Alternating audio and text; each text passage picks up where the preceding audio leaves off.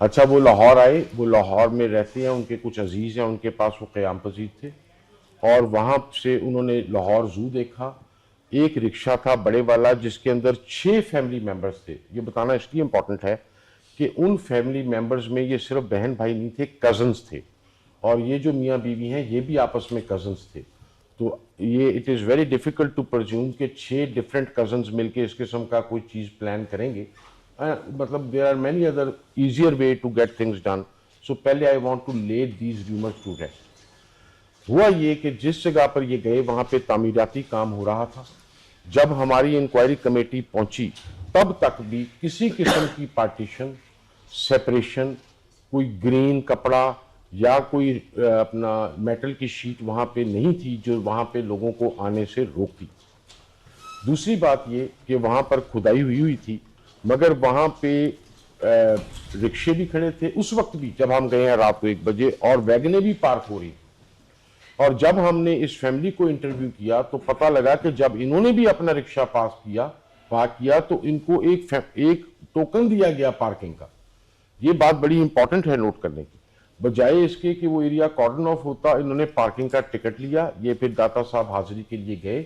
जब ये मियाँ बीवी वापस आए तो जो एक मैन होल जिसको जो अंडर इन्होंने किया ये था कि चूंकि पार्किंग बनानी है उस जमीन को थोड़ा ऊंचा होना था, तो मैन होल्स को भी ये ऊंचा कर रहे थे।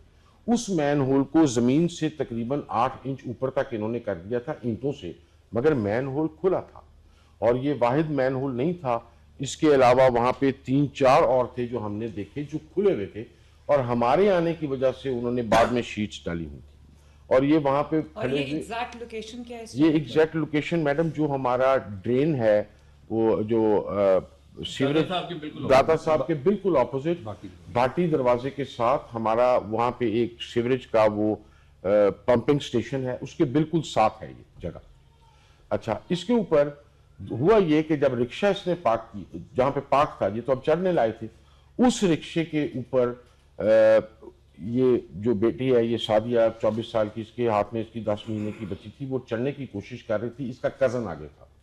जिस तरह नेचुरली बात है, कजन थोड़ा सा जब ये पीछे। रिक्शे से उतरे? नहीं, जब ये दोबारा चढ़ने लगे हैं वापसी। अच्छा, ठीक। वो कजन जिस तरह आमतौर पर रश में होता है, वो कजन ने एक कदम पीछे लिया, इसने भी बचने के लिए एक कदम पीछे लिया, पीछे गटर था, ये गिर गई। ये तो स्टोरी है।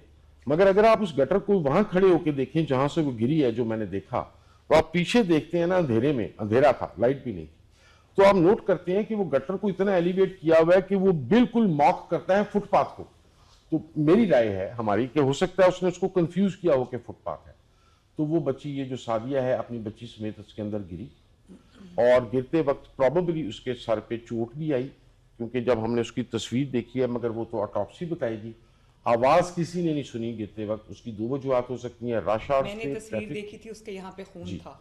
2 वजूहत हो सकती हैं, रश आवर से, ट्रैफिक में उस बेचारी की आवाज ना आई, या हो सकता है हेड इंजरी वजह से वो ममीफाई हो गई हो, वो बोल ना सकती। वो बच्ची गिरी।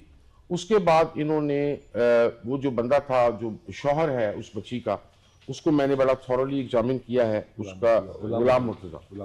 वो जब मुझसे भी मिला तो वो मम था, जाहिर है उसको एक इस तरह का सदमा आया था। उसने कहा कि जी मैंने शोर किया कि कोई बंदा 1122 को कॉल करे, किसी ने कॉल नहीं किया, उसने खुद कॉल मिलाई, फिर जो मुझे बताया गया। उसकी कॉल का जो टाइम्स हैं वो additional secretary IG special branch के पास। मैंने सुनी थी, रिकॉर्डिंग अली ने भेजी थी, उसमें तो वो ये नहीं कह रहा कि मैं हस्बैंड हूँ, उसने कहा एक औरत गिर गई है। हाँ, उसने मुझे कहा कि मैंने भी कॉल की, मैंने सुना है, लेकिन वो हस्बैंड की कॉल नहीं थी, उसने कहा एक औरत गिर गई है। अच्छा, इस जो कॉल है उससे उनका जो पहली गाड़ी आई उसका टाइम 7 मिनट का है, वो एम्बुलेंस।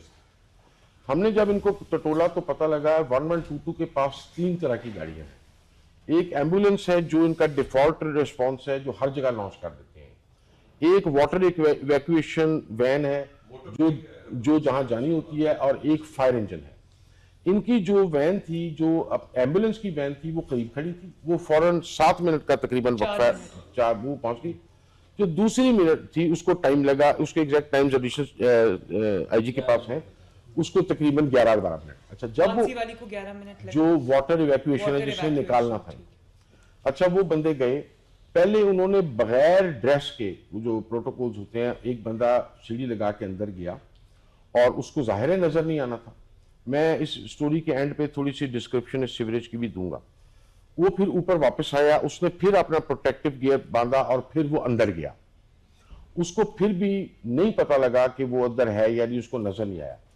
इस दौरान 1122 के किसी बंदे ने, not pointed out by anyone, मैंने कन्फ्रंट करवाया मगर उन्होंने रिकॉग्नाइज नहीं किया, सिर्फ इतनी बात की कि क्या वाकई गिरी थी ये बात उसने की। और उसके बाद जो शौहर है उसका बयान है कि एक बंदे ने मुझसे ये भी पूछा कि तुम मजाक कर रहे हो या गिरी भी है या नहीं है। यहां से इसके अलावा हमें कोई शहादत नहीं मिली कि किसने कोई इल्जाम लगाया हो। मेरा ये ख्याल है कि चूंकि मीडिया उस वक्त तक था और लोग थे, यहीं से वो बात जो थी वो र्यूमर बन के निकली। और I think we could have exercised more caution going public with these things.